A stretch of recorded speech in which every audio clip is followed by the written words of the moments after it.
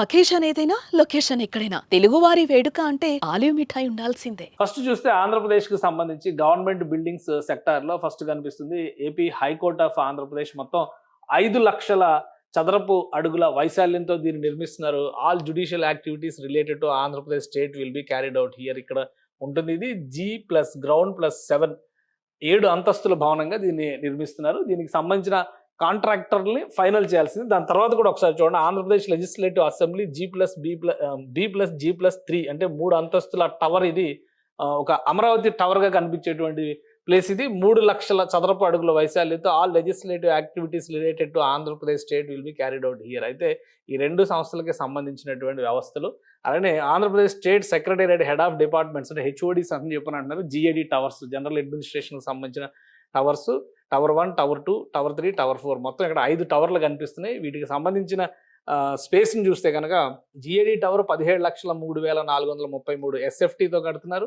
అలాగే tower 1, tower 2 కలిపితే 28,41,675 SFT ఇక్కడ కనిపిస్తుంది. ఇక్కడ మూడో టవర్ అంటే 3, 4 టవర్లు చూస్తే కనుక 23,42,956 ఎస్ఎఫ్టీతో దీన్ని కడుతున్నారు. అంటే ఒక టవర్ 50 అంతస్తులు కనిపిస్తుంది. ఒక టవర్ మిగతా 2 టవర్లు 38 అంతస్తులు ఉన్నటువంటి టవర్లు, 40 అంతస్తులు ఉన్నటువంటి టవర్లు కూడా ఉన్నాయి ఇందులో. సో వీటన్నిటికీ సంబంధించి ఒక చర్చ ఏమి నడుస్తుందంటే ఐఐటి మెడ్రాస్కి సంబంధించినటువంటి టీంని రాష్ట్ర ప్రభుత్వం ఇన్వైట్ చేసింది. ఈ టీం వచ్చి వాటర్ డీవాటరింగ్ జరిగిన తర్వాత అక్కడ నాణ్యత పరీక్షలు మరొకసారి జరగాల్సినటువంటి అవసరం ఉంది.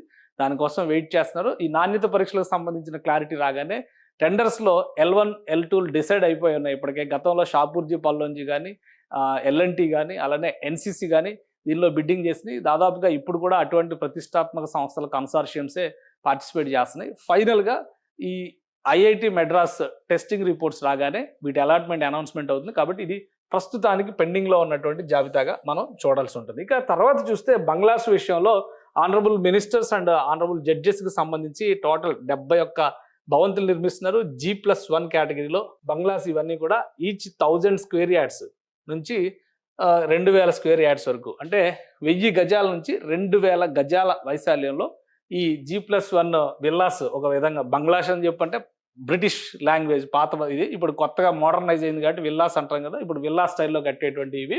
బిల్డప్ ఏరియా చూస్తే మొత్తం 4,75,920 ఎస్ఎఫ్టీ వస్తుంది. ఇది ఈ 71 బంగ్లాలకి సంబంధించి ఇవి ఆనరబుల్ మినిస్టర్స్ అండ్ జడ్జెస్కి సంబంధించినటువంటి బంగ్లాస్ ఇవి. నెక్స్ట్ కేటగిరీలో AIS all India service officers అంటే principal secretaries, AIS secretaries. Principal secretaries, సెక్రటరీస్కి సంబంధించి 115 బిల్డింగ్లు కడుతున్నారు. G+1 కేటగిరీలో ఇవి కూడా బంగ్లాస్. ఇవి కూడా 1000 స్క్వేర్ యార్డ్ నుంచి 2,000 స్క్వేర్ యార్డ్స్ వరకు కడుతున్నారు. 1000 నుంచి 2,000 చదరపు అడుగుల వైశాల్యంతో ఉండే విధంగా ఈ భవంతులు నిర్మించారు. చదరపు గజాల వైశాల్యం మొత్తం ఎస్ఎఫ్టీ వైజ్గా చూస్తే 5,28,125 ఎస్ఎఫ్టీ వస్తాయి. మొత్తం ఈ 115 బంగ్లాల లెక్క చూస్తే వీటికి సంబంధించి ఆల్రెడీ వర్క్ అలాట్మెంట్ జరిగిపోయింది. ఇవన్నీ కాంట్రాక్ట్ సంస్థలు తీసుకున్నాయి. కొన్ని ఎన్సీసీకి వచ్చినాయి, ఇది కేఎంబీకి వచ్చింది. సో అదే తరహాలో multi storied quarters for honourable MLAs and MLCs all India service officers. All India service officers అంటే ఐఏఎస్లు, ఐపీఎస్లు, ఐఎఫ్ఎస్లు, ఐఆర్ఎస్లు, ప్రభుత్వ సర్వీస్లో రాష్ట్ర ప్రభుత్వ సర్వీస్లో ఉన్నటువంటి అధికారులు అందరూ కూడా ఇందులోకి వస్తారు. వీళ్ళందరికీ కలిపి 432 అపార్ట్మెంట్ యూనిట్స్ ఉన్నాయి. మొత్తం 18 టవర్స్ G+12 కేటగిరీలో కడుతున్నారు. 15.65 ఎకరాల్లో దీని నిర్మాణం జరుగుతుంది. ఇవి కూడా ఫైనల్ ఫినిషింగ్ స్టేజ్లో ఉన్నాయి. కేవలం ఒక 10 to 15% వర్క్స్ అయిపోతే ఇవి అందుబాటులోకి వచ్చేస్తాయి. దానికి కావాల్సినటువంటి బేసిక్ ఇమ్యూనిటీస్ ప్రధానంగా తాగునీరు, మురుగునీరుకి నిర్వహణకి సంబంధించి, అలానే ఎలక్ట్రిసిటీకి సంబంధించి ఇటువంటి కనీస వసతులు కల్పించాల్సినటువంటి అవసరం ఈ భవనాలకు ఉన్నాయి. ఇవన్నీ కూడా పనులు జరుగుతున్నాయి. అలానే multi storied quarters for gazetted officers type 1, type 2, group D 3 కేటగిరీలో జరుగుతుంది. 1440 అపార్ట్మెంట్లు, 14 టవర్లు G+12 ఫ్లోర్లో కడుతున్నారు. ఇది కూడా 27,24,080 ఎస్ఎఫ్టీ నిర్మాణం అవుతుంది. తర్వాత multi storied quarters for non gazetted ఎన్జిఓస్కి సంబంధించినటువంటి ఎన్జిఓ ఆఫీసర్స్ సంబంధించి మొత్తం 1995 అపార్ట్మెంట్లు, 22 టవర్లు కడుతున్నారు. G+12 కేటగిరీలో నిర్మాణం అవుతుంది. 35,63,640 ఎస్ఎఫ్టీ నిర్మాణం జరుగుతుంది. ఇది గవర్నమెంట్ సిటీలో, గవర్నమెంట్ ఏదైతే అమరావతి ప్రాంతంలో గవర్నమెంట్ సిటీ అని డిజిగ్నేట్ చేసిందో ఆ ప్రాంతంలో నిర్మాణంలో ఉన్నటువంటి భవంతులు ఇవి. వీటితో పాటు గవర్నమెంట్ సిటీలో అలాట్మెంట్ జరిగినటువంటి ప్రదేశాలను కూడా ఒకసారి మనం చూద్దాం. అంటే ఏ సంస్థలకి కేటాయింపులు జరిగినాయి. ఆ సంస్థల పనులు ప్రారంభించే దిశగా అడుగులు వేస్తున్నాయి. ఇవన్నీ కూడా పబ్లిక్ సెక్టార్ యూనిట్స్, సెంట్రల్ గవర్నమెంట్కి సంబంధించి కొన్ని రాష్ట్ర ప్రభుత్వానికి సంబంధించినవి కూడా ఉంటాయి ఈ లిస్టులో. అయితే ముందుగా సెంట్రల్ గవర్నమెంట్కి సంబంధించినటువంటి లిస్ట్ చూద్దాం.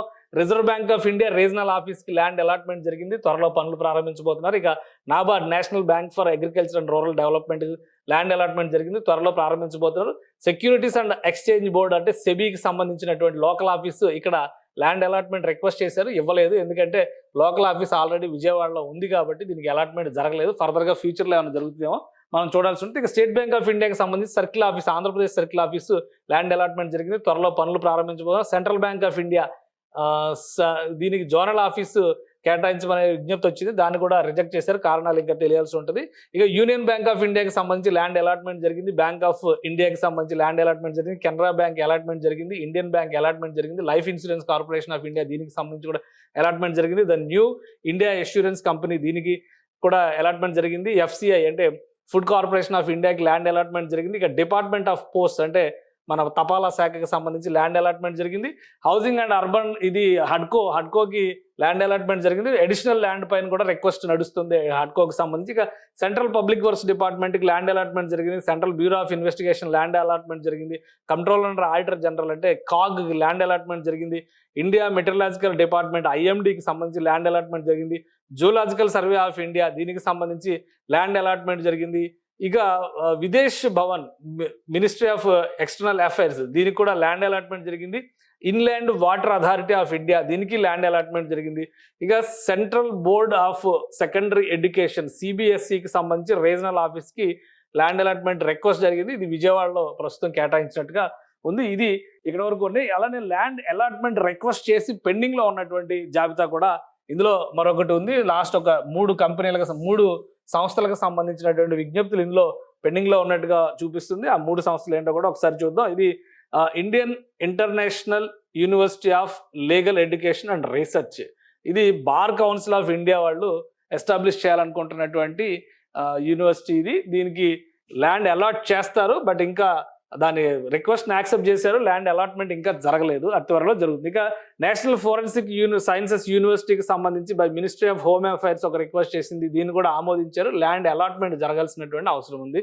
అలానే global institute of good governance by capacity building commission వీళ్ళకి కూడా ల్యాండ్ అలాట్మెంట్ జరుగుతుంది, ప్రస్తుతానికి పెండింగ్లో ఉన్నటువంటిది. అంటే రిక్వెస్ట్ని యాక్సెప్ట్ చేశారు, బట్ ల్యాండ్ అలాట్మెంట్ ఎక్కడనేది ఫైనలైజ్ చేయాల్సినటువంటి అవసరం ఉంటుంది, దానికి కొంత టైం తీసుకోవచ్చు. ఇవి సెంట్రల్ గవర్నమెంట్కి సంబంధించినటువంటి ఇన్స్టిట్యూషన్స్. ఇక అలానే మరికొన్ని ఉన్నాయి. ఆంధ్రప్రదేశ్కి సంబంధించినటువంటి పోలీస్ శాఖ, ఇతర రక్షణ శాఖలకు సంబంధించినటువంటి విభాగాలకి కూడా గవర్నమెంట్ సిటీలో ల్యాండ్ అలాట్మెంట్ జరిగింది. అవి ఏంటో ఒకసారి మనం చూద్దాం. ఆంధ్రప్రదేశ్ పోలీస్ అకాడమీ అప్ప అవుట్ సైడ్ ఆఫ్ అమరావతి, అంటే అమరావతి అవుట్స్కట్స్ లో సిఆర్డిఏ రీజియన్ లో ఇస్తారు. జనరల్ గా మనం హైదరాబాద్ సరౌండింగ్స్ లో కూడా అప్ప జంక్షన్ ఇదివరకు చూసేవాళ్ళం, ఇప్పుడు అది టీఎస్పీఏగా మారిపోయింది.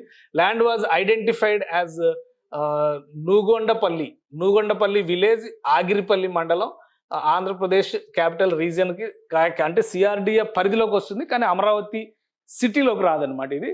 సో ఆ ప్రాంతంలో ల్యాండ్ అలాట్మెంట్ జరుగుతోంది, దానికి అక్కడ నిర్మాణం మొదలుపెట్టే అవకాశం ఉంది. Andhra Pradesh organisation for counter terrorist activities octopus training centre ఒకటి, అది కూడా పెండింగ్ లో ఉంది రిక్వెస్ట్. అలానే Andhra Pradesh forensic science laboratory under construction in Amaravati, already అది కన్స్ట్రక్షన్ జరుగుతుంది. మరొకటి సెంట్రల్ ప్రిజన్ ఏర్పాటు కూడా చేయాలని చెప్పి అనుకున్నారు, ఈ రిక్వెస్ట్ కూడా ఇంకా పెండింగ్ లో ఉంది, దాని మీద ఇంకా ఏ డెసిషన్ తీసుకోలేదు.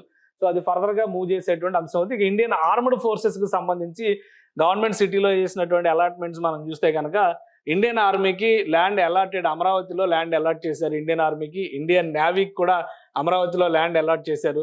ఇక ఇండియన్ ఎయిర్ ఫోర్స్ స్టేషన్ దానికి అలాట్మెంట్ జరగలేదు. సెంట్రల్ రిజర్వ్ పోలీస్ సిఆర్పిఎఫ్ కి సంబంధించి కూడా అలాట్మెంట్ జరగలేదు. సెంట్రల్ రిజర్వ్ సిఆర్పిఎఫ్ 2 రిక్వెస్ట్లు చేసింది, బహుశా 2 పెండింగ్ లో ఉన్నాయి. ఇక భారత్ స్కౌట్స్ అండ్ గైడ్స్ కి సంబంధించి ల్యాండ్ అలాట్మెంట్ జరిగింది, అమరావతిలోనే దీనికి సంబంధించిన ల్యాండ్ అలాట్మెంట్ జరిగింది.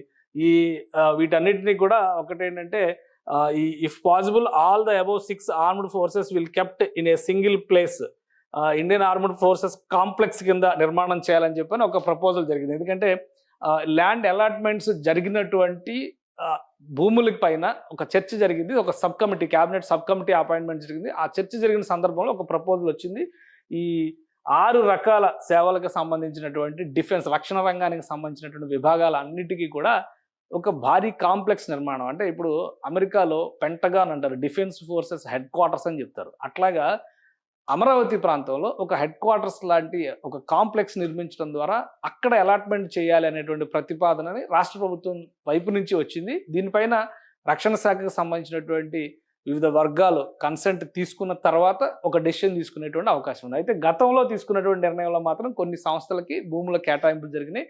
ఆ సంస్థలకు కేటాయించిన భూములు, ఈ సంస్థలకు కేటాయించినటువంటి భూములు అన్నీ కలిపి ఒక దగ్గర కట్టడానికి ఉండేటువంటి అవకాశాలపైన ఒక అధ్యయనం జరుగుతుంది. ఇది మొత్తంగా గవర్నమెంట్ కాంప్లెక్స్లో చూస్తే, గవర్నమెంట్ సిటీ పరిధిలో చూస్తే ఆల్మోస్ట్ ఒక 35 సంస్థల వరకు, 30 నుంచి 35 సంస్థల వరకు ల్యాండ్ అలాట్మెంట్లు జరిగాయి. వివిధ దశల్లో పనులు ఉన్న సంస్థలు కూడా కొన్ని ఉన్నాయి. మరికొన్ని సంస్థలని వీలైనంత వేగంగా పనులు ప్రారంభించాలని రాష్ట్ర ప్రభుత్వం విజ్ఞప్తి చేస్తుంది. అలాట్మెంట్లో చిన్న చిన్న కన్ఫ్యూజన్స్ ఉన్నవి, రద్దయినటువంటి అలాట్మెంట్స్ వీటన్నిటిని సమీక్షించడం ద్వారా ఒక సెంట్రల్ హెడ్ క్వార్టర్స్ని ఏర్పాటు చేయాలి డిఫెన్స్ ఫోర్సెస్ సంబంధించినటువంటి ఒక ఆలోచనని ఆంధ్రప్రదేశ్ ప్రభుత్వం చేస్తుంది. దీన్ని ఎంతవరకు కన్సిడర్ చేస్తారనేది వేచి చూడాలి. మొత్తం మీద ఇప్పుడు అమరావతిలో హైయెస్ట్ యాక్టివిటీ జరుగుతుంది గవర్నమెంట్ సిటీలోనే. తర్వాత మిగిలిన ప్రాంతాలపైన రాష్ట్ర ప్రభుత్వం దృష్టి పెట్టబోతోంది. ఐటీ కారిడార్, అలానే ఎలక్ట్రానిక్స్ సిటీగా చెప్పినటువంటి ప్రాంతంలో నెక్స్ట్ ఇంపార్టెంట్ ప్రయారిటీ ఇస్తుంది. స్పోర్ట్స్ సిటీకి సంబంధించినటువంటి ప్లేస్లో కొన్ని అలాట్మెంట్స్ చేసి, ఎందుకంటే 2028లో ఆంధ్రప్రదేశ్లో నేషనల్ గేమ్స్ నిర్వహించాలని చెప్పి ఆంధ్రప్రదేశ్ ప్రభుత్వం భావిస్తుంది. ఈ క్రమంలో స్పోర్ట్స్ ఇన్ఫ్రాస్ట్రక్చర్ డెవలప్ చేసేందుకు కావాల్సినటువంటి సంస్థలను ఇన్వైట్ చేయడము, వాటికి కావాల్సినటువంటి వ్యవస్థలను ఏర్పాటు చేయడం అనేది టాప్ ప్రయారిటీలో ఉంటుంది. ఫస్ట్ గవర్నమెంట్ సిటీ, ఆ తర్వాత మిగతా విభాగాలపైన దృష్టి పెట్టబోతుంది ఆంధ్రప్రదేశ్ ప్రభుత్వం. సుమన్ టీవీలో మీ పర్సనల్ అండ్ బిజినెస్ ప్రమోషన్స్ కోసం కింది నెంబర్కి కాంటాక్ట్ చేయండి.